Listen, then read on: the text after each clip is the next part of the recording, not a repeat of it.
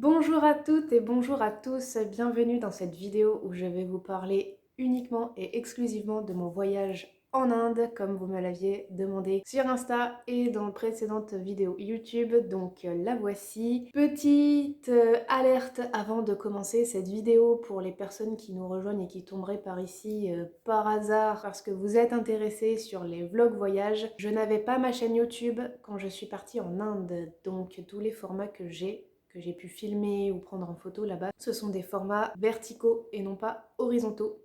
Dans cette vidéo, je vais principalement vous parler de ce voyage, étant donné que je n'ai pas beaucoup de matière vidéo ou photo à montrer, parce que c'est un voyage qui m'a vraiment secouée et j'ai filmé et photographié, peut-être à tort, mais uniquement des choses qui étaient jolies à regarder.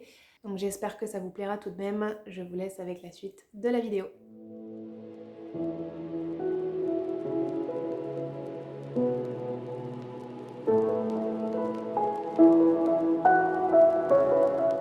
Bon, est-ce que vous êtes prêts? Moi, ça va. Je crois que j'ai un peu du mal à me mettre dans le mood de raconter cette expérience. Je pensais pas devoir la raconter aussitôt, mais je pense que ça va me faire du bien au vu de la période que je traverse en ce moment. Bref, on n'est pas là pour parler de ça. Je me suis fait une liste des choses à vous dire parce que j'ai longtemps hésité, je ne savais pas comment vous parler de ce voyage, d'abord vous faire les aspects positifs, négatifs. Bon, je trouve que la meilleure façon de vous en parler, c'est de le faire chronologiquement. Donc c'est parti pour le premier point et je vais vous expliquer comment ça se fait que je me suis retrouvée en Inde. En ce qui me concerne, j'aime beaucoup voyager et j'aime découvrir le monde. Ça n'a pas toujours été le cas. Il faut dire que quand j'étais jeune, j'étais vraiment une poule mouillée et tout ce qui était nouveau, tout ce qui était changement, que ce soit culturel ou alimentaire, je restais toujours dans ce que je connaissais. Et j'ai eu le goût du voyage qui est venu bien plus tard. Et très honnêtement, l'Inde, ce n'est pas du tout un pays qui m'aurait attiré ou c'est pas du tout un pays où je me serais dit tiens, et si j'allais en Inde? Pour autant, comment ça se fait que je m'y suis retrouvée? Eh bien, dans l'ancien job que j'occupais, j'étais donc assistante administration des ventes pour une société internationale dans le domaine de la propriété intellectuelle et j'étais responsable des zones France, Europe et Inde et je travaillais avec les commerciaux qui étaient en Inde. Et il y en a une un jour qui a eu un gros dossier avec un client et je m'en suis occupée et ce dossier nous a pris plusieurs mois, je crois, à être bouclé. La commerciale a tellement été contente de mon travail, de ma disponibilité, de ma réactivité sur ce dossier. Lorsque le contrat a été signé, elle a tenu à m'envoyer un bouquet de fleurs. J'ai essayé de lui expliquer à ce moment-là que je faisais juste mon travail en fait, que pour moi c'était normal d'être disponible et réactif pour mes commerciaux. Alors c'est vrai, il faut que j'arrête de dire mes commerciaux, mais je les avais toujours appelés comme ça. J'ai toujours aimé travailler dans une certaine dynamique où mes collègues savaient qu'ils pouvaient compter sur moi, que si jamais ils m'appelaient ou qu'ils m'envoyaient un message ou qu'ils m'envoyaient un mail, ils savaient que j'étais réactive et que je pouvais leur donner des informations rapidement parce que derrière eux, leur travail était d'aller vite. Donc pour moi, de travailler comme je le faisais avec elle, pour moi c'était normal. Pour autant, elle a tellement été contente de mon travail et tout ça que elle a vraiment tenu à m'envoyer un bouquet de fleurs pour me remercier et j'ai été absolument surprise, choquée, mais tout ça dans le bon sens du terme parce que je me suis dit waouh, une Indienne qui habite en Inde a réussi à se débrouiller et à trouver un site français pour me faire livrer des fleurs chez moi. Autant vous dire que lorsque je l'ai reçu, les habitués, vous me connaissez, j'ai fondu en larmes, tellement j'étais émue de son geste. Et de là a commencé une amitié en fait entre cette commerciale et moi. Et depuis ce jour, on a commencé à discuter, à lier une amitié, et un jour elle m'a dit « Je vais me marier et je t'inviterai à mon mariage ». Et là je lui ai répondu « Mais si un jour tu m'invites, je viens !» Très honnêtement, je ne pensais pas qu'elle allait vraiment le faire. Un an après, je crois, je reçois un message de sa part et elle me dit « Laurie, je vais me marier en septembre, tu es invitée ». C'était en septembre 2022. À ce moment-là, nous avions toutes les deux quitté l'entreprise et je pensais pas qu'elle pensait encore à moi et tout ça. Et en fait, si. Elle ne m'avait pas oubliée et elle a tenu parole. Et là, je me suis dit, waouh! Dans ma tête, ça n'a fait qu'un tour. Je me suis dit, mais est-ce que vraiment je vais y aller? Remettons les choses dans leur contexte. On était collègues, d'accord, on a discuté un petit peu, on est devenues copines, mais on ne s'est jamais vus. Je ne sais pas où elle est, je ne sais pas où elle habite. L'Inde, c'est un grand pays. Est-ce que j'y vais ou est-ce que je dis que finalement je peux pas y aller? Et après, je me suis dit, non, c'est pas possible. C'est pas possible. Déjà parce que de un, je lui ai dit que j'allais y aller, et de deux, parce que c'est une opportunité de malade. C'est une opportunité de malade. Dans la vie, il y a des opportunités qui se présentent. Il faut les saisir. Et là, clairement, j'ai trop bien fait de saisir cette opportunité. À ce jour, je crois que l'Inde, c'est le voyage de ma vie, quoi. Donc, ni une ni deux, je prends mon courage à deux mains, je lui dis « je viens ». Une fois que je lui ai répondu que j'allais y aller, commence la deuxième partie, la partie préparation. Elle m'a prévenue un mois et demi avant la date de son mariage, ce qui en soi m'a laissé le temps de me préparer, de pouvoir faire ce qu'il fallait faire au niveau de la paperasse administrative et aussi aller voir le médecin parce que quand on va en Inde, il y a des vaccins à faire, il y a quand même des médicaments à se faire prescrire. À l'époque, ne l'oublions pas, c'était encore le Covid. Je ne pouvais pas aller en Inde sans être vaccinée et sans montrer un test PCR négatif. J'ai dû aussi m'organiser pour faire d'autres vaccins que je n'avais pas fait. Ou si, je crois qu'il y en a un que j'avais fait quand j'étais petite. Enfin bref, je sais plus. Mais il y a 2 vaccins à faire quand on va en Inde, notamment pour se protéger à cause des maladies qu'il peut y avoir dans l'eau. Donc ce mois et demi de préparation m'a permis de m'occuper de tout ce qui était médical. Plusieurs rendez-vous chez le médecin pour faire mes vaccins pour pouvoir rentrer en Inde et faire les vaccins pour le Covid. Et aussi avoir les médicaments dont j'aurais pu avoir besoin sur place. C'est-à-dire éventuellement Doliprane, des choses et d'autres pour éviter d'avoir mal au ventre en fonction du changement de nourriture, etc. Et aussi de prendre mes billets d'avion pour aller là-bas. Alors, peut-être que ça m'aurait coûté moins cher si je l'avais su plus tôt. En tous les cas, dès que j'ai su que j'allais partir, j'ai tout de suite pris mes billets. J'ai voyagé avec la compagnie... J'ai voyagé avec la compagnie Air France et franchement c'est une compagnie qui est au top du top du top. Je regrette. Enfin, c'était la seule compagnie d'ailleurs qui proposait ce... Oui Lilou. C'est la seule compagnie d'ailleurs qui proposait ce voyage-là. Si je me souviens bien, j'essaierai de vous rechercher les informations, notamment au niveau des prix. Ça ne coûte quasiment rien d'aller en Inde. L'aller a dû me coûter entre 200 et 300 euros. Alors que le retour m'a coûté, je crois, 800 euros.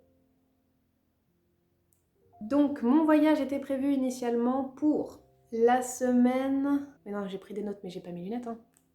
La semaine du 26 septembre 2022 au 2 octobre 2022. Donc j'étais censée partir le lundi à 5h du matin et arriver le lundi soir dans la soirée, dans la nuit je crois, 11h, 10h ou 11h. Mais, parce qu'il y a un mais, ne dit-on pas que les voyages forment la jeunesse? Et si, absolument. Comment c'est possible d'avoir pu passer à côté de l'information que, lorsque l'on va en Inde, nous avons besoin d'un visa? Allez savoir comment, je suis complètement passée à côté de cette information et quand j'ai voulu m'enregistrer le samedi, le vendredi ou le samedi, quand j'ai voulu enregistrer mon billet de départ pour le lundi matin, on m'a demandé un numéro de visa que je n'avais pas. Voilà. Première péripétie de ce voyage, j'ai dû faire une demande de visa en urgence dès qu'on sort de l'Europe et maintenant je le sais, il faut faire une demande de visa. Voilà. Si on fait une demande de visa dans les temps, je crois que c'est payant mais que ça reste moins cher que si on l'a fait en urgence. Et la faire en urgence, j'ai payé, je crois, je sais plus combien, entre 60 et 70 euros pour la recevoir rapidement. La grosse frayeur que j'ai eue c'est que pour avoir un visa indien, ça pouvait prendre jusqu'à 3 jours et que si j'avais mon visa 3 jours après, je ne pouvais pas partir. Et c'est ce qui s'est passé. En fait, je vous dis n'importe quoi. J'ai enregistré mon billet le dimanche. Oui, parce que j'ai paniqué. Je devais faire mon enregistrement le dimanche et c'est pour ça que j'ai paniqué. J'ai fait une demande d'urgence le dimanche et je pense qu'ils ont dû voir que je devais embarquer le lendemain à 5 h du matin. Et donc, pour les habitués, vous me connaissez, je joue toujours la carte de la sécurité. Qu'est-ce que j'ai fait? J'ai déplacé mon billet d'aller. Et oui, je ne savais pas quand est-ce que j'allais recevoir mon visa. Je voulais pas prendre le risque de me pointer le lendemain à l'aéroport sans pouvoir embarquer, hein, ça aurait été dommage. Donc ce que j'ai fait, c'est que j'ai appelé pareil Air France en catastrophe en leur disant bonjour, en fait je savais pas qu'il fallait un visa, j'ai pas de visa, est-ce que c'est possible de décaler? Et là on m'a dit mais oui bien sûr, tout à fait madame, on peut le décaler, il y a un vol le lendemain, donc le mardi à telle heure, sur le vol Nice-Paris de telle heure, après vous aurez Paris-Mumbai, naninana. Oui, parce que je vous ai même pas précisé que c'était à Mumbai. Donc, on change la date de départ. Au lieu de partir le lundi, je pars le mardi. Bien évidemment, il fallait rajouter un petit billet de 250 € pour faire cette modification. Au final, tout s'est bien passé parce que j'ai reçu mon visa le lundi matin à 4 h du matin. Donc oui, j'aurais pu embarquer le lundi à 5 h du matin. Mais bon, j'ai joué la sécurité. J'avais déjà assez de panique comme ça. C'était pas la peine de prendre le risque de jouer et de perdre. Donc, une fois que j'ai eu mon visa le lundi, j'ai pu enregistrer mon billet, tout faire comme il faut pour pouvoir partir tranquillement le mardi. Voilà. Le mardi, tout va bien, on se lève à 3 h du matin, je me fais amener à l'aéroport, donc Nice-Paris. Après, j'avais, je crois, 1 h, 1 h 30 d'attente entre les deux vols. Et après, j'ai fait direction Mumbai avec 9 heures de vol, si je me souviens bien. Je suis arrivée le mardi à minuit. Le vol s'est très bien passé, on n'a pas eu de turbulence, c'est quelque chose qui me faisait peur parce que je suis allée plusieurs fois à Paris et à Londres et les turbulences, se... je sais pas pourquoi, mais à chaque fois je me disais mon Dieu, mais je vais mourir. Alors que pas du tout, pas du tout. Mais là c'est vrai que ça m'aurait fait flipper parce qu'on a tous vu au moins une fois un film où ça se passe mal dans les avions. Bref, à ne pas regarder quand on a un long voyage à faire. Je tiens à faire une petite parenthèse maintenant, tant que l'histoire là on est dans l'avion. Quand j'ai accepté d'aller en Inde, j'ai cru naïvement que je savais à quoi m'attendre parce que j'ai vu les films Slumdog Millionnaire et Lion et je pensais qu'en ayant vu ces films, je saurais ce que j'allais trouver. Je savais d'avance que j'allais avoir un choc culturel, je savais que ça allait peut-être me perturber un petit peu, mais je pense que c'était un peu prétention, oui tout à fait. Je pense que c'était un peu prétentieux de ma part que de me dire ça, parce que c'est pas parce qu'on voit un film ou deux sur un pays qu'on sait à quoi s'attendre. Parce que ce qu'on voit au cinéma, ce qu'on voit à la télé, ça n'a rien à voir que ce qu'il y a sur place. Donc j'étais partie en ayant conscience que j'allais avoir un choc culturel et comme une nouille, j'ai jamais eu de choc culturel. Donc je me suis dit oui, je vais avoir un choc culturel. Mais en fait, tant qu'on sait pas ce que c'est, ben on sait pas ce que c'est. Quand on voyage et qu'on reste en Europe ou qu'on va dans des pays riches, on n'est pas forcément désorienté parce que on reste dans le même schéma des villes, du monde, de la modernité, de tout ce qu'on peut trouver en France. Je vous dis ça parce que dans l'avion, je me faisais cette réflexion de me dire ok, je vais trouver ça, je vais trouver ça. Et j'ai essayé de me préparer mentalement à ce que j'allais trouver. Et en fait, on ne peut pas se préparer. Voilà, donc ça c'est spoiler alerte. On ne peut pas se préparer à quelque chose qu'on ne connaît pas, qu'on n'a jamais vu, qu'on n'a jamais vécu. Donc, je savais que j'allais avoir d'un côté ce choc culturel, mais aussi je savais que ça allait être ma plus belle expérience humaine. Et ça a été le cas parce que j'avais demandé à mon amie de m'aider à trouver un hôtel à côté de chez elle, etc. Et elle m'a dit non, t'inquiète pas, tu viendras loger à la maison, on aura de la place pour toi. Et là je me suis dit oui, mais quand même, si Enfin, s'il y a de la famille qui vient chez elle, moi je vais être là au milieu. Rien que le fait qu'elle ait proposé que je dorme chez elle pour me faire économiser de l'hôtel, des transports et tout ça, ou juste de m'offrir en fait l'hospitalité, ça donne déjà un aperçu de la bonté et de la générosité de ces personnes, de mon ami et de sa famille, et ça a été juste incroyable. Donc, quand j'étais dans l'avion, j'étais un peu dans ce sentiment de... un peu le cul entre deux chaises, vous voyez, de se dire, bon, je sais que d'un côté ça va faire mal, mais je sais que d'un autre côté ça va être beau, ça va être riche, et j'étais excitée et en même temps un peu effrayée parce que j'étais dans l'avion pour aller quelque part. Je savais pas où j'allais. N'oublions pas que mon amie, c'était une ancienne collègue que je n'avais jamais vue. Les adresses indiennes, je sais pas si vous en, je ne sais pas si vous en avez déjà vu, mais elles sont commasses.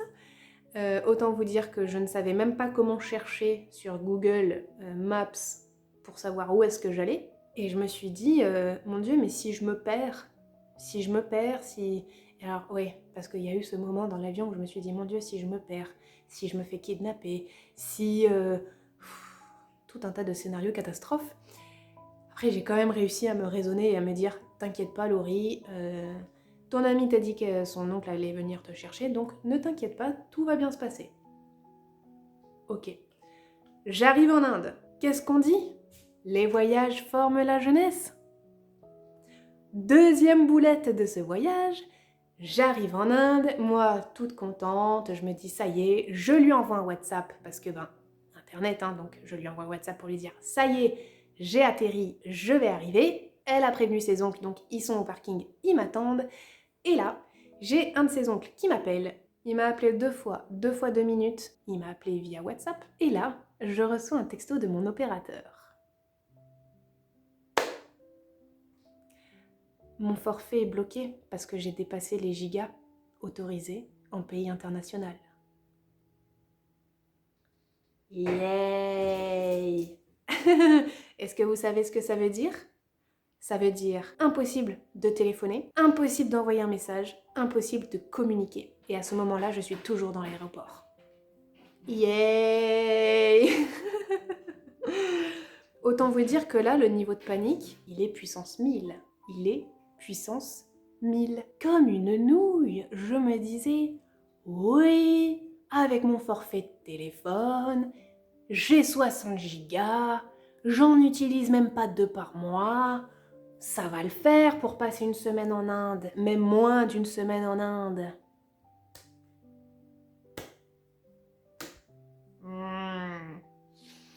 Erreur de débutante.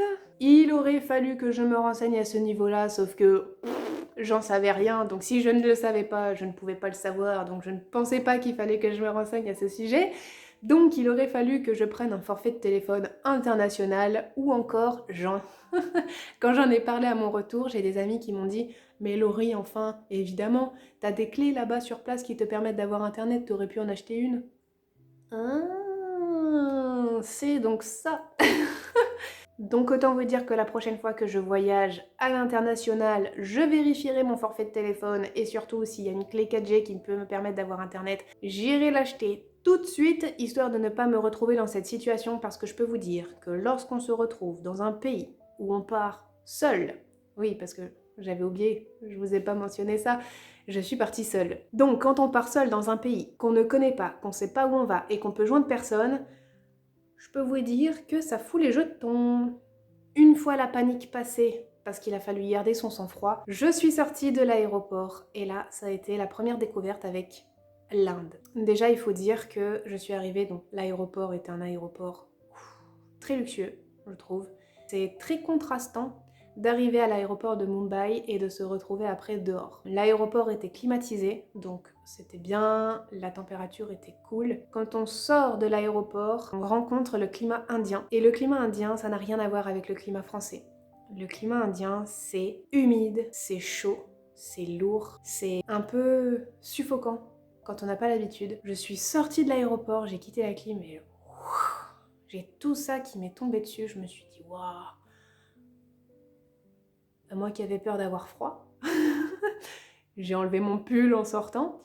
Et j'avais des manches longues, autant vous dire que ça a été mon gros regret de ne pas avoir pris de manches courtes pour l'arrivée. Donc ça c'est premier changement, première différence avec la France, le climat. J'ai pris mon courage à deux mains et j'ai parlé aux gens et je suis allée leur demander bonjour, où est-ce que je peux trouver le parking P, je sais plus, je crois que c'était le P2 ou le P3. Heureusement, et là je fais une petite parenthèse rapide sur l'anglais, heureusement que j'ai travaillé dans une société internationale qui m'a permis de travailler mon anglais au quotidien, même si c'était un anglais professionnel, parce que je pense que j'aurais jamais pu m'en sortir si je n'avais pas eu cette base en anglais, si j'avais pas mieux parlé anglais, mieux compris l'anglais, parce que l'anglais, je l'ai pratiqué jusque dans mes études supérieures, c'est-à-dire jusqu'à bac+3, et après, plus rien. Et une langue, ben c'est comme tout, si on pratique pas, on l'oublie. Je ne saurais que trop vous conseiller de vous mettre à l'anglais si vous n'y êtes pas encore et de continuer à pratiquer l'anglais si vous l'avez appris et que vous ne le pratiquez plus. Parce que pour voyager, l'anglais, c'est indispensable. Voilà, tout simplement. Au moins les phrases de base, savoir demander sa direction, savoir où aller, savoir demander à manger, à boire, combien ça coûte, etc. Et surtout que vous puissiez aussi comprendre les réponses. Voilà, ça c'est la base de l'anglais de voyage en fait. Je pense que vous devez pouvoir trouver des vidéos sur YouTube qui puissent vous aider avec ça, mais c'est super super important. Heureusement que j'ai eu toutes ces bases là parce que sinon je m'en serais pas sortie quoi. Donc, parenthèse fermée, j'arrive à trouver la place tant bien que mal de la voiture de l'oncle de mon ami. On se présente, tout ça. On sort du parking. Il était minuit passé. Et là, on arrive dans l'Inde.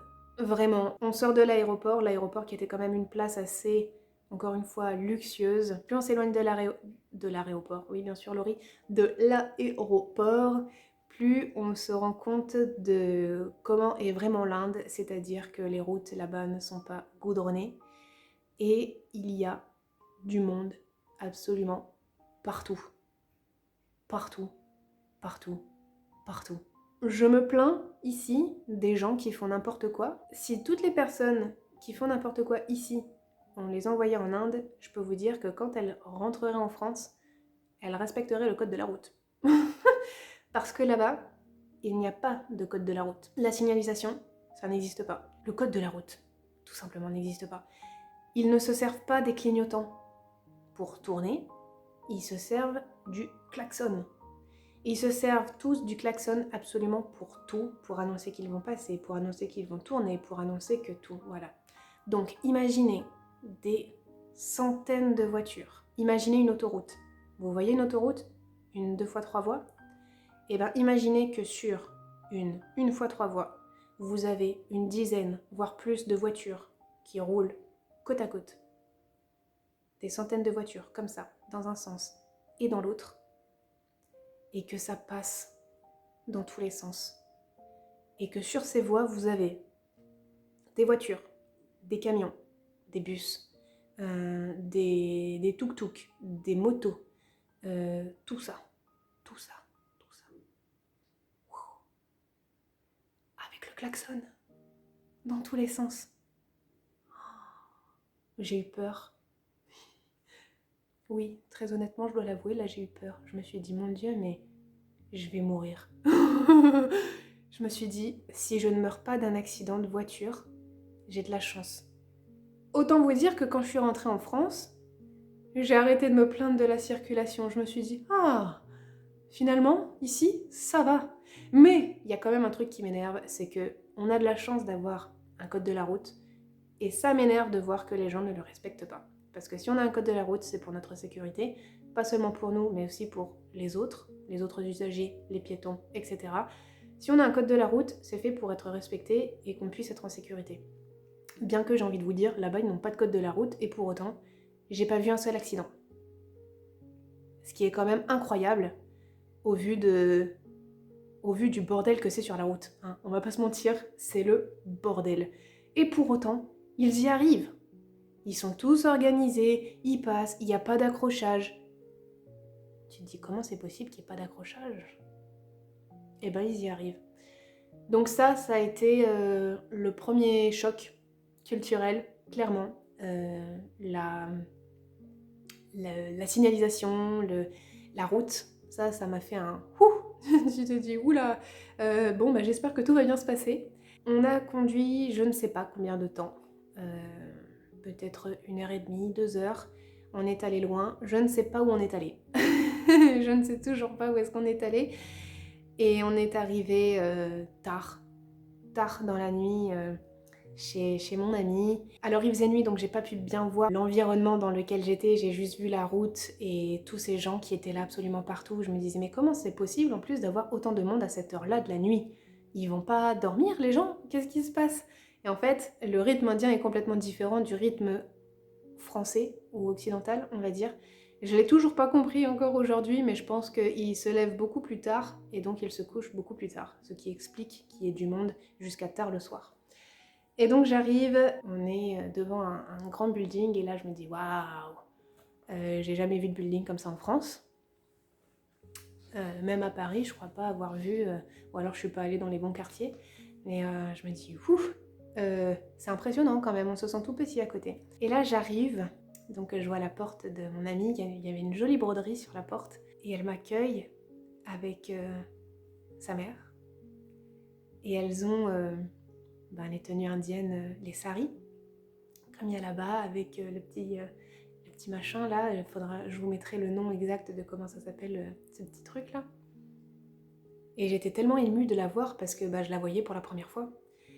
C'est fou, hein? C'est fou cette histoire, franchement, c'est fou cette histoire.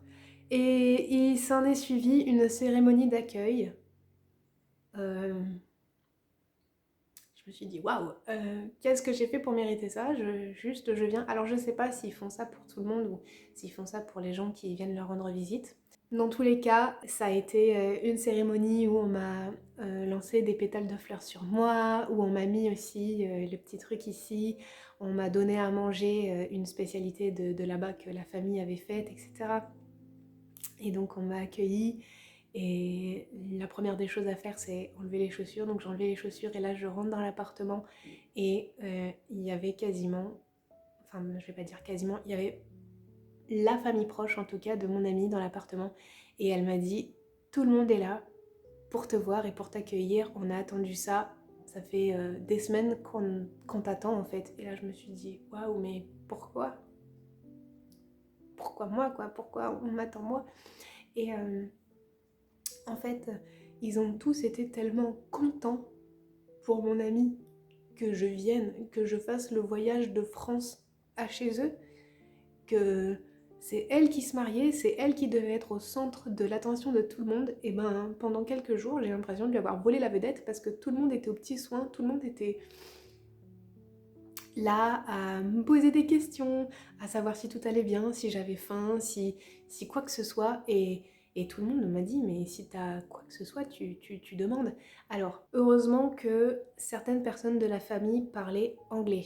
Donc il y avait mon ami et ses 2 sœurs qui parlaient anglais et 2 de ses cousins. Donc avec ces 5 personnes-là, j'ai pu communiquer avec le reste de la famille et ça a été absolument incroyable. Voilà, cette arrivée dans la famille a été incroyable. On parlait donc en anglais avec mon amie et elle faisait la traduction en indien.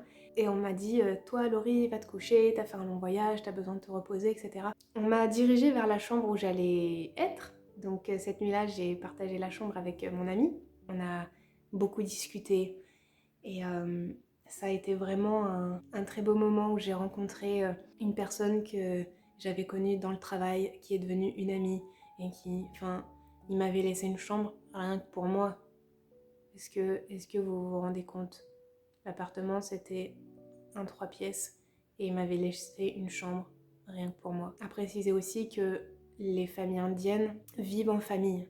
C'est-à-dire que les personnes que j'avais vues la veille, il y en a beaucoup qui sont restées sur place la semaine où j'y étais, parce que c'était semaine de mariage, donc la famille restait sur place. Ils m'ont laissé une chambre juste pour moi, alors que tous les autres ont dormi dans 2 pièces. Et c'était... c'est juste incroyable. C'est... Enfin, je mérite pas un traitement de faveur, en fait. Ça m'aurait pas dérangé de dormir avec des femmes, enfin de vivre comme eux ils vivent. Et je sais pas, ils ont été tellement incroyables avec moi, c'est je suis encore très émue de la façon dont j'ai été traitée là-bas. Voilà, je suis toujours émue de parler de ça et de ressentir toute cette bienveillance finalement et cette générosité qu'ils ont eu à mon égard. Bref, donc la première nuit s'est très bien passée. En plus de ça, il faut ajouter le décalage horaire qu'on n'avait pas pris en compte. Donc pour moi, il fallait que j'aille me coucher parce que pour l'Inde, il était tard, sauf qu'en fait, moi j'avais 4 heures de moins dans mon horloge biologique. Et c'est là où je me rends compte que le corps est absolument incroyable. Parce que, comme une andouille dans l'avion, je me disais, oui, il y a le décalage horaire, mais mon corps, je vais le berner, je vais lui montrer qu'il fait nuit, il va comprendre qu'il faut dormir, nani nana. Que dalle! On a une horloge interne qui fait que même si on essaye de se dire il fait nuit, il faut dormir, ça ne fonctionne pas, on ne dort pas. Parce que s'il est 2 heures du matin et qu'en fait dans notre corps il est 22 ou 23 heures et qu'on a l'habitude de se coucher à 23h30, on ne va pas dormir. Donc autant vous dire que pour m'endormir le soir c'était catastrophique, j'y arrivais pas. Et alors pour me lever le matin c'était impossible aussi. C'était impossible. Parce que quand je me levais à 10 ou 11 heures, j'avais 4 heures de moins. Donc, pour moi, il était 6 ou 7 heures du matin, en sachant que je n'avais pas dormi la veille, au soir. Donc autant vous dire que j'étais explosée. Le lendemain matin, autant vous dire que j'ai eu beaucoup de mal à me réveiller. Donc ce deuxième jour, je l'ai passé complètement en immersion. Et en fait, c'est ça le point important de ce voyage, c'est que j'ai été en immersion totale dans une famille indienne pendant cette semaine. Et ça a été juste incroyable. Donc ce deuxième jour, je suis restée à la maison avec la famille. Ils m'ont fait manger ce que eux mangeaient, sauf que au petit déjeuner, manger du riz épicé, je peux vous dire que ça fait très bizarre. J'en ai pleuré. J'en ai pleuré tellement c'était fort. Et donc, heureusement que la sœur de mon amie avait des enfants. Et donc, ils m'ont donné à manger le riz des enfants. Et on a rigolé parce qu'on m'a dit que j'étais le 3e bébé de la famille. C'était rigolo. Donc voilà, j'ai réussi à manger quand même. Non, non, on va pas se mentir, je n'ai pas réussi à manger épicé. Mais j'ai quand même réussi à manger des plats locaux de là-bas, qui sont d'ailleurs très à base de riz et à base de poulet aussi. Et c'est franchement bon. Franchement bon. Et alors leur pain, le naan, c'est un truc excellent. Excellent. Avant d'arriver en Inde, mon ami m'avait demandé mes mensurations pour me faire une robe traditionnelle indienne. Elles m'ont offert les tenues et je m'attendais pas à ça. Je m'attendais pas à ça. Elles m'ont dit que c'était un cadeau. J'ai fait les essayages et les tenues m'allaient parfaitement. C'est aussi le jour où elles m'ont dessiné des motifs dans les mains comme elles avaient. Et c'était trop cool de partager ça avec elles parce que ça c'est vraiment culturel, c'est traditionnel, et c'est tellement beau. Ces petits dessins, ces petites fleurs, et en fait c'est elles qui se le font elles-mêmes. Et je me dis waouh, mais c'est fou d'arriver à faire ça. C'est un peu, je pense que c'est un peu comme le henné. C'est un peu la même chose. Et donc on fait des petits motifs sur les mains de ce qu'on veut. Ça fait une espèce de pâte.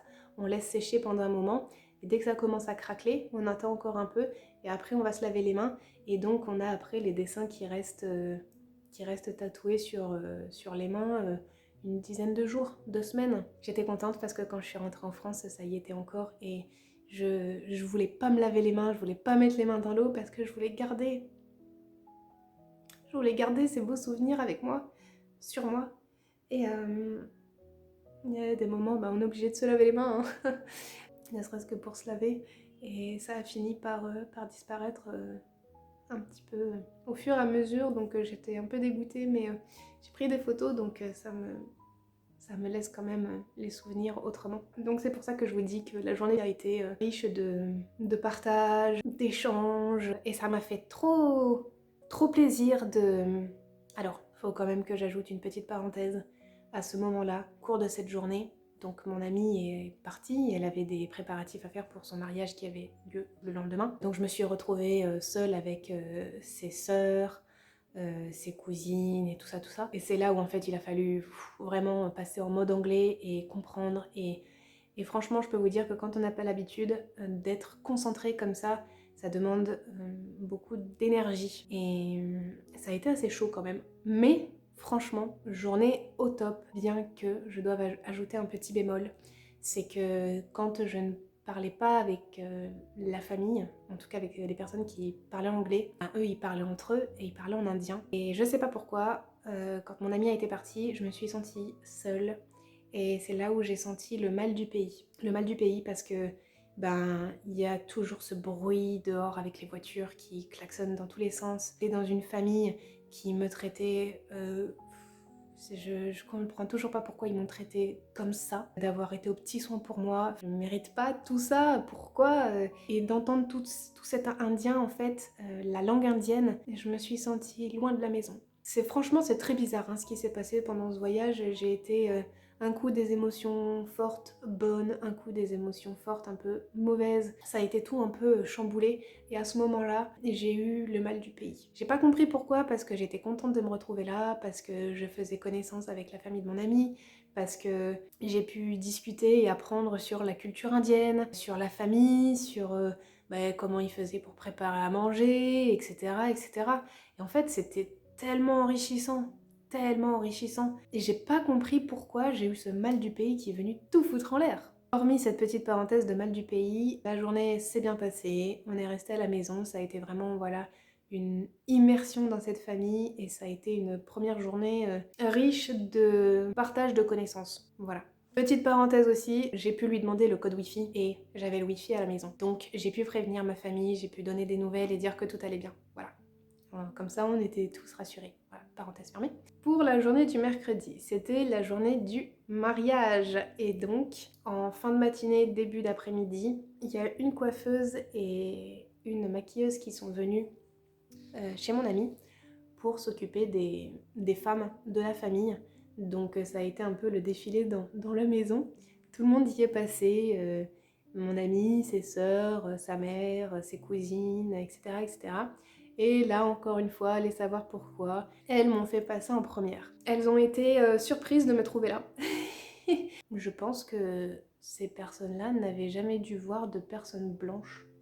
Et c'est pour ça qu'il y a beaucoup de personnes indiennes qui ont été surprises de me voir parce que je pense que j'étais la première personne blanche qu'elles voyaient, quoi. Et c'est fou de se dire ça.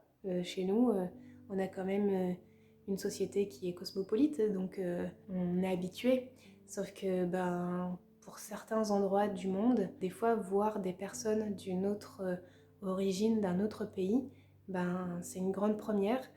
Et c'est ce qui s'est passé. Je vais vous le raconter juste après. Donc, j'ai mis ma jolie tenue verte, j'ai été maquillée, j'ai été coiffée pour être dans les codes d'un mariage indien. Et en milieu d'après-midi, on est parti avec un cousin de mon ami qui a été, on va dire, pas mon babysitter, mais mon guide. Je vais dire mon guide pendant ces quelques jours. Et on est arrivé à la salle de mariage qui était très belle et qui était très grande. C'était absolument grandiose. J'ai jamais vu de salle aussi grande. Et pour cause, il y avait 300 personnes à ce mariage. Je n'ai jamais vu autant de personnes à un mariage. Et j'étais la seule blanche du mariage.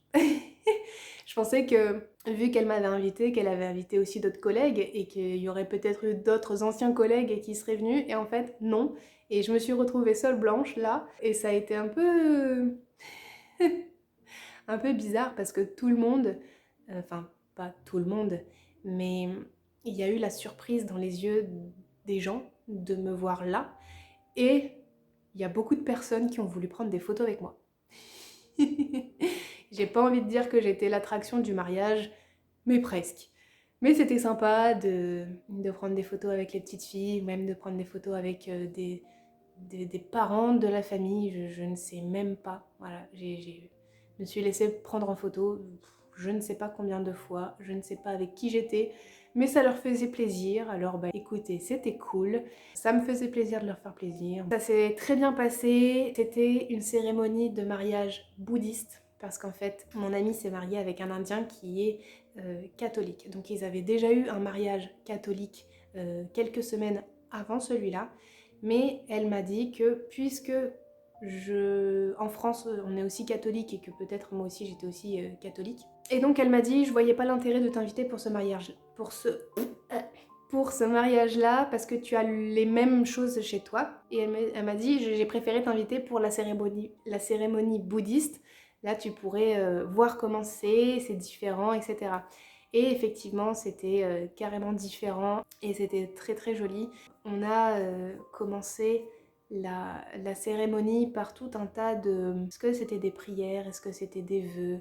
Je ne sais pas. Je me souviens juste qu'il y avait une grande estrade. Alors ça fait un peu spectacle en fait. Il y a une grande estrade avec un hôtel bouddhiste avec beaucoup de fleurs. Il y avait donc le mari et la femme à côté. Ils étaient dans des tenues tellement belles. Mon amie, elle était tellement belle. Elle était en rouge. Oh, ça lui allait tellement bien. Tellement bien. Alors, donc, on a fait la cérémonie. Moi, bien sûr, j'étais une véritable madeleine. Tout le monde rigolait, tout le monde disait regardez, elle pleure. En fait, je sais pas pourquoi, mais les Indiens sont beaucoup moins émotifs ou en tout cas beaucoup moins expressifs que nous. Ou, je vais peut-être pas dire nous, je vais dire que moi. Voilà, je vais parler pour mon cas. J'ai passé mon temps à pleurer là-bas. J'ai passé mon temps à pleurer tellement j'étais émue de la façon dont on me traitait et de voir la cérémonie. Déjà, quand c'est des cérémonies pour ici, mes proches, ma famille, mes amis, je pleure, hein, que ce soit un mariage, un baptême ou quoi. Je, je ne garde pas mes larmes pour moi, je les partage avec le monde. Et alors là, autant vous dire que c'était magique. C'était beau, c'était chaste. Et même s'il y avait beaucoup de monde, j'ai trouvé que c'était très intime. Je sais pas comment le dire, mais voilà, j'ai été complètement émerveillée par ce mariage et par cette cérémonie. Et j'en garde de très très bons souvenirs. Après la cérémonie de mariage, on est allé manger. Il y avait la grande salle de réception avec l'hôtel, etc. Et juste à côté, il y avait une grande salle, encore pareil, avec des tables, des chaises et un... ça faisait un L de bouffe. Le petit bout du L, c'était le sucré, parce qu'ils ont vraiment pas beaucoup de sucré. Et tout le reste, c'était du salé. Et là, j'ai passé une merveilleuse journée, soirée, parce qu'en fait, j'étais avec les cousines de mon amie qui avaient, je sais pas quoi, la quinzaine d'années. Elles me posaient des questions, on rigolait, on parlait de trucs de filles. Elles ne parlaient pas très bien anglais, donc elles essayaient de comprendre des mots, on essayait de se parler en langage des signes, etc.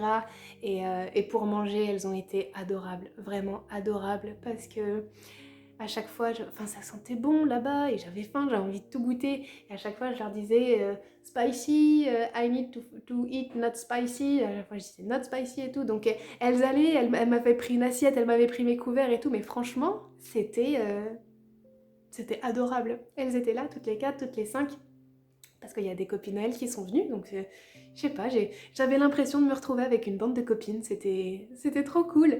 Et elles avaient chacune un verre pour moi, mon assiette, mes couverts, elles me portaient mes trucs, et puis elles allaient de stand en stand et elles me mettaient dans l'assiette tous des trucs qui n'étaient pas épicés. Elles me disent You can eat.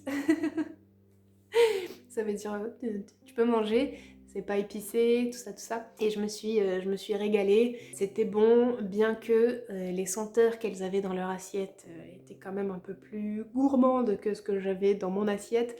Mais en même temps, ça paraît normal parce que le non épicé est gardé pour les enfants. L'épicé, après, une fois que l'enfant grandit, il passe sur une alimentation d'adulte. Et la nourriture indienne est épicée. Mais bon, je n'aurais pas survécu à une assiette de plusieurs choses épicées. J'ai quand même mangé des choses qui étaient bonnes. Une fois qu'on a eu fini de manger, on est retourné dans la salle d'à côté. Et là, ça a été la suite de la cérémonie. Mon amie a dansé pour ses proches, pour sa famille. Parce qu'en fait, une femme indienne, dès qu'elle est mariée, elle quitte la maison et elle va vivre chez son mari, dans la famille de son mari. Et donc elle savait que elle reviendrait pas chez elle elle ne reverrait pas sa famille, parce qu'en plus de ça, elle avait réussi à... Enfin, son mari avait trouvé un job à Dubaï, et donc elle a réussi à trouver un job elle aussi à Dubaï. Donc elle savait que là, pendant quelques jours, elle allait aller dans la maison de son mari, avec la famille de son mari, et après, en fin de semaine, elle s'envolait pour Dubaï. Et quand j'ai su ça, enfin, je savais qu'elle allait partir à Dubaï, mais quand j'ai su que la femme mariée, après, quitte la maison et va dans la famille de son mari, j'ai trouvé cette cérémonie encore plus belle parce que elle danse pour sa famille, elle danse pour ses proches, et j'ai trouvé ça tellement beau.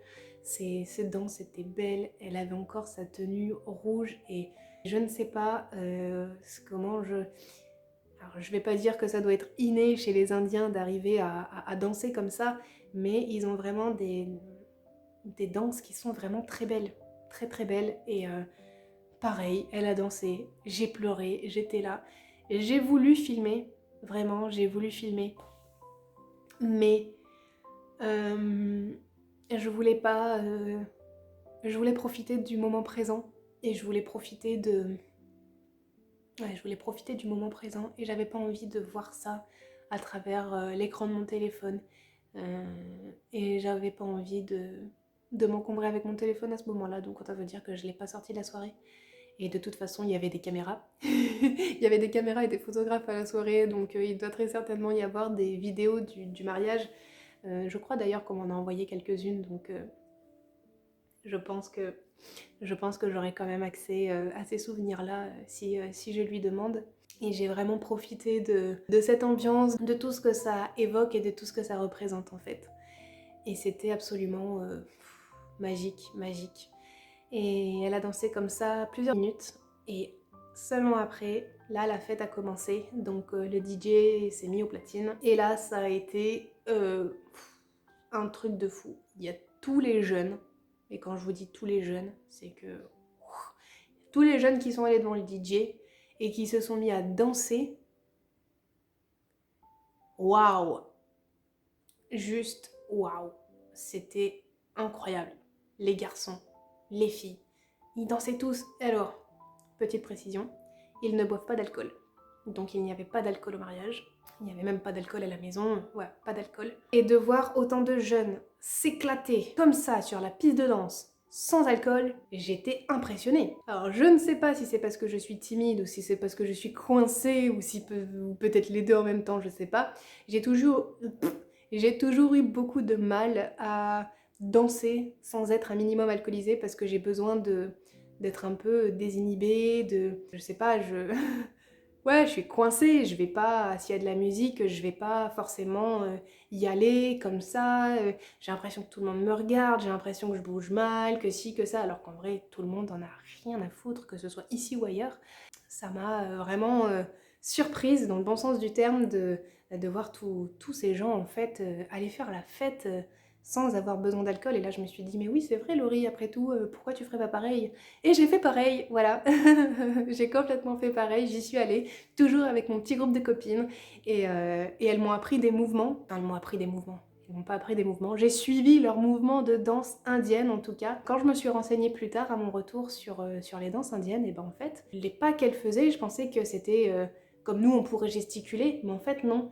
Il y a vraiment différents types de danse en Inde. Et ce qu'elle faisait, les mouvements qu'elle faisait, j'ai reconnu ces mouvements-là dans les vidéos que j'ai regardées pour un peu me documenter sur le sujet. Et là, je me suis dit, ah, donc c'était pas juste des gestes comme ça, comme nous, on pourrait faire, en fait. J'ai adoré ce moment. C'était trop, trop, trop cool. Voilà, on faisait la fête, tous ensemble, et incroyable, voilà, vraiment incroyable. Fin de cette journée de mariage, on est donc le lendemain du mariage, c'est le vendredi 30 septembre. Et là, j'ai passé la journée avec le cousin de mon ami qui a été un guide parfait pour cette journée. Et nous avons fait vraiment plein de choses. En une journée, j'ai pris la voiture, le tuk-tuk, le bateau, un scooter. Oui, tout à fait. On a commencé notre journée de visite par aller voir un temple bouddhiste qui était en plein milieu de nulle part. Enfin, de nulle part, il devait bien être quelque part, mais il n'y avait que de la jungle, de la forêt, je sais pas, que de la végétation autour. Et là t'arrives, il y a un temple, tu te dis waouh, c'est incroyable. C'était un temple, j'en ai pris plein les yeux parce qu'à côté on se sent vraiment tout petit. Et ah d'ailleurs, je l'ai pas précisé, mais là-bas, comment j'étais habillée? En t-shirt et en short. Eh ben figurez-vous, heureusement que je suis une frileuse et que j'ai toujours, mais quand je vous dis toujours, c'est toujours un châle avec moi. Parce que même s'il faisait très chaud, j'ai quand même pris mon châle dans mon sac à main et je me suis dit, on ne sait jamais, si jamais il pleut, s'il fait froid ou si, au moins je peux me couvrir. Heureusement que je l'avais parce que je ne pouvais pas rentrer dans le temple en short. Et je pense que c'est pas le seul endroit où je n'aurais pas pu rentrer en short parce que là-bas, il faut avoir les jambes couvertes. Donc, j'ai sorti mon châle, je me suis fait des nœuds sur le côté et mes jambes étaient cachées. Donc là, j'ai pu rentrer et aller visiter le temple. Et après, on a repris un taxi pour le sens inverse et on est allé visiter un parc. Alors, c'est quoi le parc? Si j'arrive à vous le retrouver, si j'arrive à vous le retrouver, merci, je vous le mettrai ici.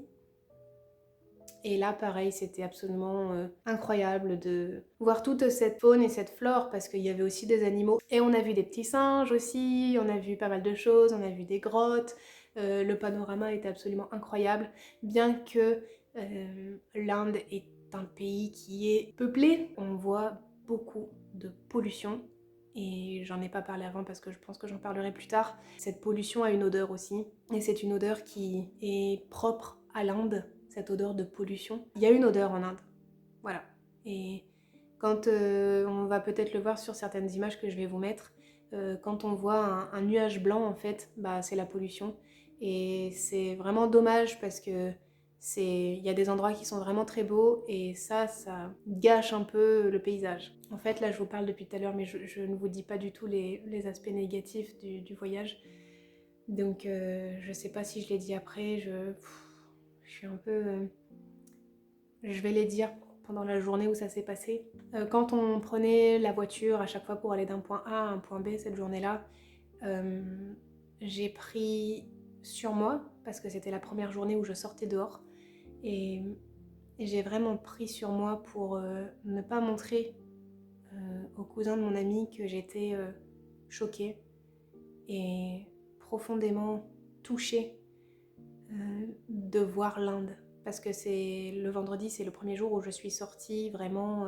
Enfin, je suis sortie un peu pour aller au mariage, mais c'était près de la maison. On n'a pas roulé beaucoup, mais là, on a vraiment passé plusieurs heures à rouler et à voir l'Inde. Et je peux vous dire que là, le choc culturel, il s'est fait ressentir.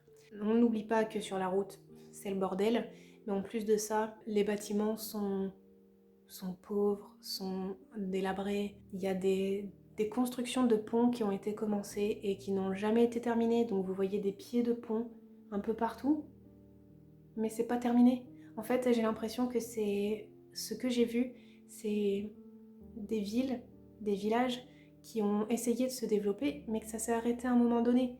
Ça fait bizarre. Ce qui fait bizarre aussi, et c'est ce qui m'a choquée pendant cette journée-là, donc j'ai essayé de me recentrer sur ce que je voyais de beau, le temple, etc. Mais c'est que en Inde, ils n'ont pas de poubelle. Ils n'ont pas de poubelle, ils n'ont pas de recyclage, ils n'ont pas tout ça. Donc quand ils mangent quelque chose ou qu'ils boivent quelque chose, qu'est-ce qu'ils font? Ils jettent les déchets par terre. Et sous ces grands pieds de pont, il y a très souvent des montagnes de déchets. Et si pour eux c'est commun de faire ça, parce que c'est comme ça qu'ils vivent et c'est culturel de faire ça, pour nous occidentaux, ça fait bizarre. Et ce qui fait encore plus bizarre, c'est de voir des gens vivre là. Jamais j'aurais pu penser qu'il était possible qu'il y ait des gens qui vivent comme ça. Jamais. Pour autant, n'oublions pas la naïve que j'étais dans l'avion, qui se disait « Oh, je sais à quoi m'attendre ». que dalle. Je peux vous dire que quand on voit ça, ça remet les choses en perspective.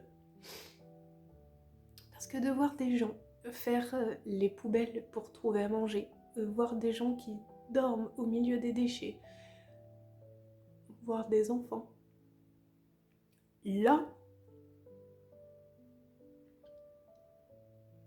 j'étais pas préparée à ça.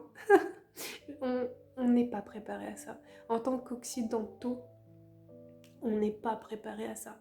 Et là, je peux vous en parler, c'est ce que je fais, je vous en parle, je vous le dis, mais vous ne pouvez pas imaginer et vous ne pouvez pas vous rendre compte tant que vous ne l'avez pas vécu. Parce que ce que je vous dis, vous pouvez l'imaginer, mais votre imagination sera toujours plus gentille avec vous que la réalité. Et ça c'est un choc.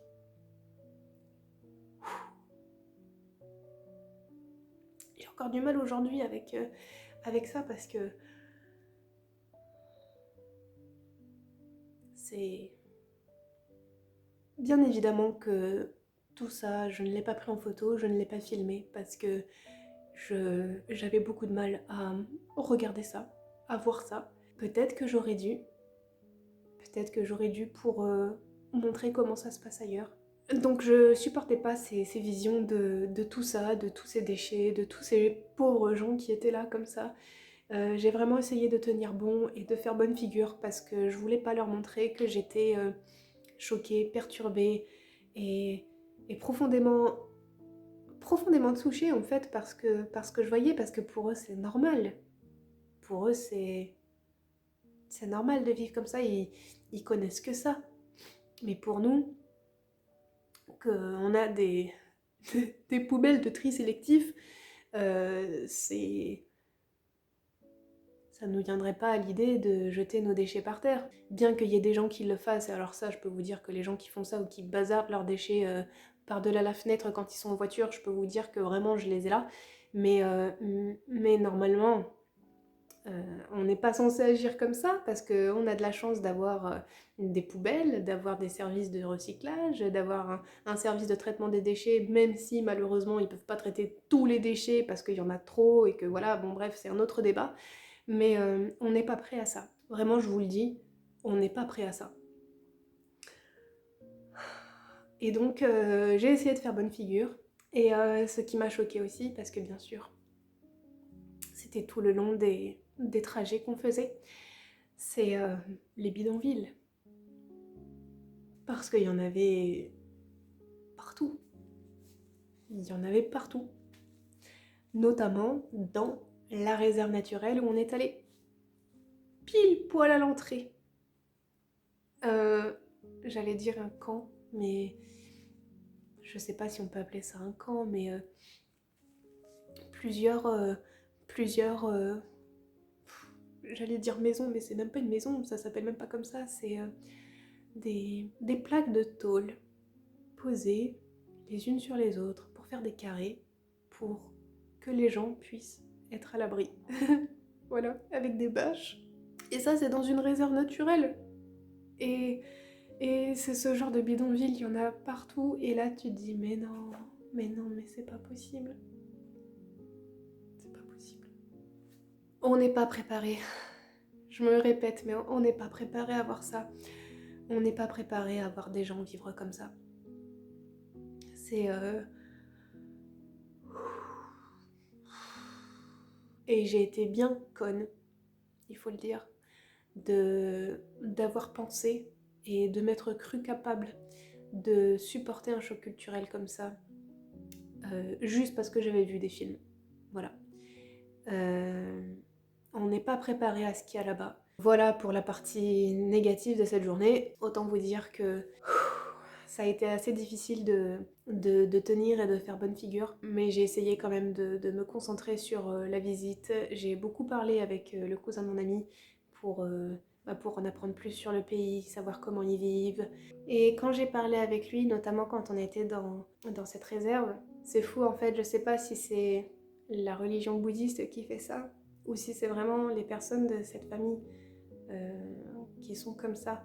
Ils sont très très très positifs. C'est un truc de fou. Les discussions que j'ai eues avec ce cousin ont été très enrichissantes, vraiment. Et plus je parlais avec lui, et plus je m'en voulais, plus on parlait, et plus je me sentais conne. Conne d'avoir des fois gâché des moments de ma vie pour des futilités, pour des prises de tête qui n'avaient pas lieu d'être, pour rien en fait, pour rien. De m'être entêtée à rester dans des boulots où j'étais pas heureuse, où on me traitait comme une merde, d'être restée dans des relations, quelles qu'elles soient, familiales, amicales ou sentimentales, qui me faisaient du mal, de d'avoir perdu du temps à souffrir pour de la merde. Ça remet vraiment les choses en perspective. J'ai culpabilisé, c'est vrai, d'avoir fait de la merde dans ma vie. Et après, je me disais, ça sert à rien de culpabiliser, c'est fait, c'est passé. Maintenant, les seules choses sur lesquelles je peux agir, c'est le présent et le futur. Donc, autant vous dire que ça m'a fait beaucoup de bien d'aller là-bas et de discuter avec lui, de le rencontrer, hein, tout simplement. C'est une journée qui a été très riche en émotions, en apprentissage et finalement en développement personnel parce que ça m'a beaucoup apporté, que ce soit de parler avec lui, avec mon ami ou avec les membres de leur famille et de voir en fait comment ça se passe là-bas. On revient pas d'un voyage en Inde indemne, mais ça nous fait grandir, vraiment.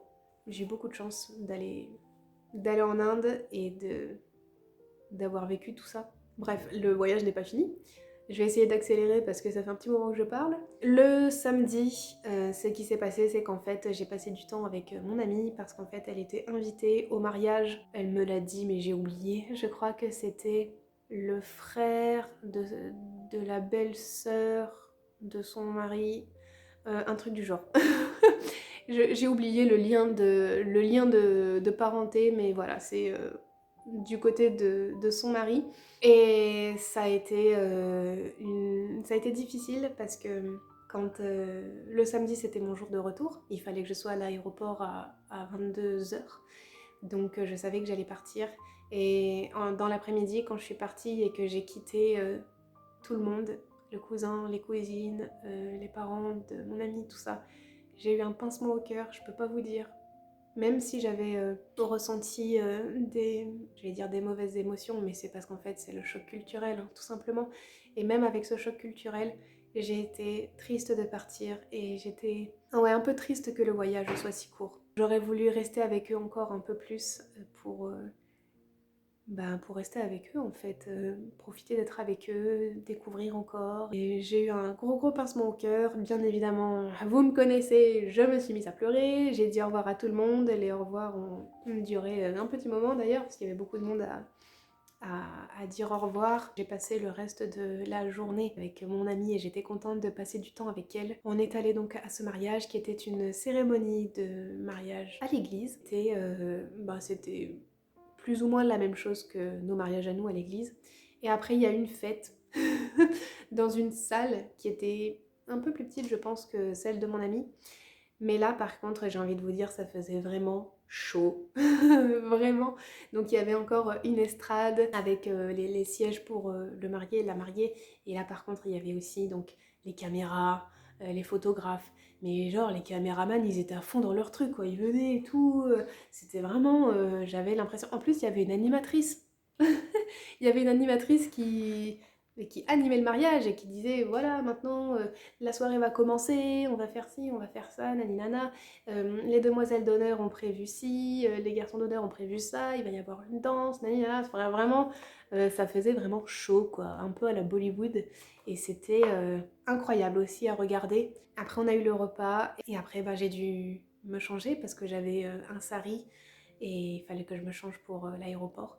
Donc je me suis changée et après mon ami m'a amenée jusqu'à la voiture de son oncle et j'ai dû la quitter et un gros pincement au cœur de la quitter elle aussi parce que j'ai vraiment passé de très bons moments en sa compagnie et je vous avais fait un retour lecture sur les livres de Marie-Bernadette Dupuis que j'avais lu, la trilogie de L'Orpheline de Manhattan et je vous avais dit que les personnages féminins de cette autrice étaient un peu comme des modèles pour moi.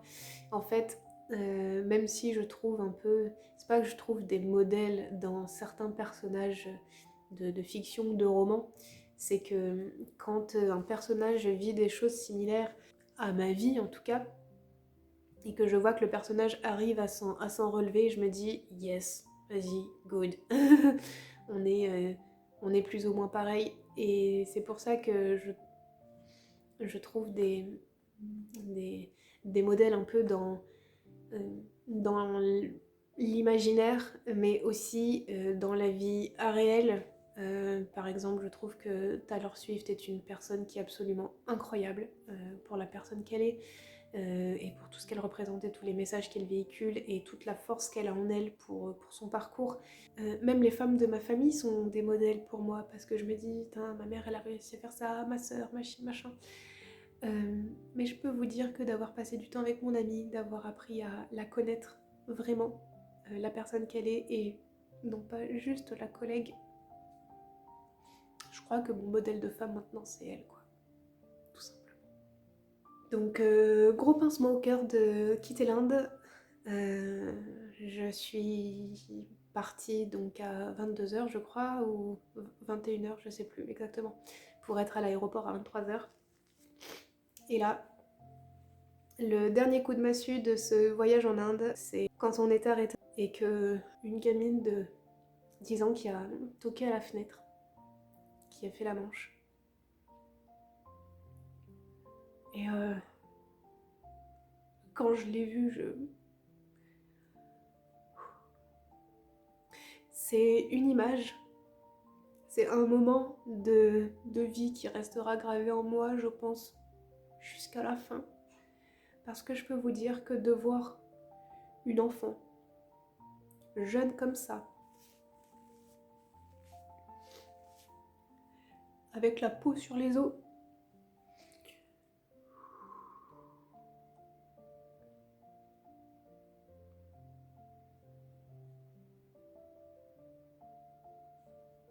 on n'est pas préparé à ça.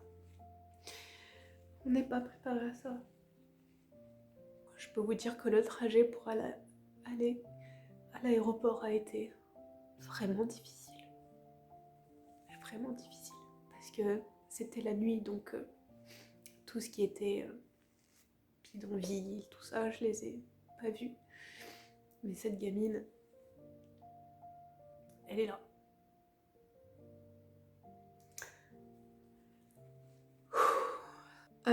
La fin du voyage a été on ne peut plus classique. J'avais peur de ne pas pouvoir embarquer parce que n'oublions pas qu'en sortant de la maison de mon ami, je n'avais plus internet. Donc j'avais peur qu'il y ait un problème et de ne pouvoir joindre personne. Donc petit moment de panique jusqu'au moment de passer les portes de la sécurité. Mais tout s'est bien passé, tout était en ordre, j'ai pu rentrer comme il faut. Et les jours qui ont suivi mon retour en France, j'ai pleuré pendant 3 jours. Donc on est venu me chercher à l'aéroport. Et le simple fait de me retrouver chez moi, dans ma ville, que dans ma région, dans mon pays, d'entendre à nouveau du français, de voir finalement, c'est pareil, il y a le choc un peu dans l'autre sens, c'est-à-dire que quand on sortait, il y avait des Indiens de partout, et on m'avait posé la question, est-ce que tu trouves qu'il y a du monde ici? J'avais dit oui, et il m'a dit, là, imagine, c'est comme si tu avais vu seulement une personne. Pour vous dire à quel point il y a du monde là-bas. Et quand je suis revenue et qu'il y avait, en comparaison avec la semaine que je venais de vivre, finalement, personne sur les routes, personne nulle part en fait. Ça m'a fait bizarre. De revenir chez moi et de pouvoir sentir l'air, le climat de mon pays, sans avoir ces odeurs de pollution et de déchets partout, sans avoir cette humidité qui nous tombe dessus. Et je suis rentrée chez moi, il y avait mes chats, j'ai posé mon sac et j'ai pleuré. Et j'ai pleuré parce que je me suis dit, putain, mais je rentre chez moi dans un 3 pièces, le même 3 pièces que mon ami. Sauf que nous, on a de l'intimité, pas obligé d'appuyer sur un bouton pour avoir de l'eau chaude. C'est calme. Là, vous entendez, il n'y a pas de bruit. Juste, les fenêtres sont fermées. Mais même si j'ouvre les fenêtres, on n'entendra rien. Ben, il n'y a pas de bruit, il n'y a pas d'odeur. Et j'ai de la chance. Et je suis rentrée chez moi et j'ai regardé ma maison. Et je me suis dit, putain, mais je suis quelque part ingrate de pas avoir su me rendre compte de la chance que j'avais jusqu'à présent et de pas avoir su profiter de ce que j'avais. Là, dans cette dernière partie de vidéo, j'aimerais vous dire l'impact qu'a eu ce voyage sur moi. Déjà, il m'a complètement changée parce que il y avait la Laurie avant l'Inde et la Laurie d'après. Parce que, comme je vous ai dit, on ne revient pas d'un voyage en Inde indemne. Pendant les jours qui ont suivi mon retour, j'ai regardé ma maison et je me suis dit que je vivais dans le luxe. Alors, c'est modeste hein, chez moi, j'ai vraiment pas grand chose. Et pourtant, comparé à certaines autres familles, je possède déjà trop. Là-bas, ils n'ont pas les moyens d'avoir des choses superflues. Ils n'ont pas de déco, ils n'ont pas tout ça. Et moi, je suis rentrée chez moi et j'ai pas beaucoup de cadres, mais j'ai des cadres. J'ai des bougies, j'ai des trucs de déco, j'ai des choses. Des choses qui ne sont ni vitales, ni nécessaires, ni alimentaires. Voilà, je possède des choses. Et ce qui est fou en fait, c'est qu'avant mon voyage en Inde, j'étais frustrée avant de partir en Inde parce que je voulais avoir une maison instagrammable pour Snow et Pinceau, parce que je voulais que mon bureau soit comme tous les bureaux qu'on voit partout. Et, et je voulais posséder. Voilà, je voulais posséder des choses non vitales. Non vitales, non essentielles, non alimentaires. Et ce voyage, en fait, quand je suis rentrée, je me suis dit, mais j'ai pas besoin de tout ça. J'ai pas besoin de tout ça. Et je me suis dit, mais comment j'ai pu être frustrée de ne pas posséder toutes ces choses matérielles. Je me suis sentie mal parce que j'ai regardé ma condition de vie et j'ai pu la comparer à celle de d'autres personnes qui dorment dans la rue dans des déchets. Et je me suis dit, mais plus jamais de ma vie, je ne serai frustrée de ne pas avoir quelque chose. En fait, je suis revenue et je me suis dit, mais je suis satisfaite de ce que j'ai, de ce que je possède déjà, et je n'ai pas besoin de plus. Et allez savoir pourquoi, au bout de 3 jours, paf, mon cerveau a changé d'état d'esprit. Je n'étais plus dans ce mood d'être triste, de culpabiliser. Je suis passée dans un autre état de me dire putain la chance que j'ai.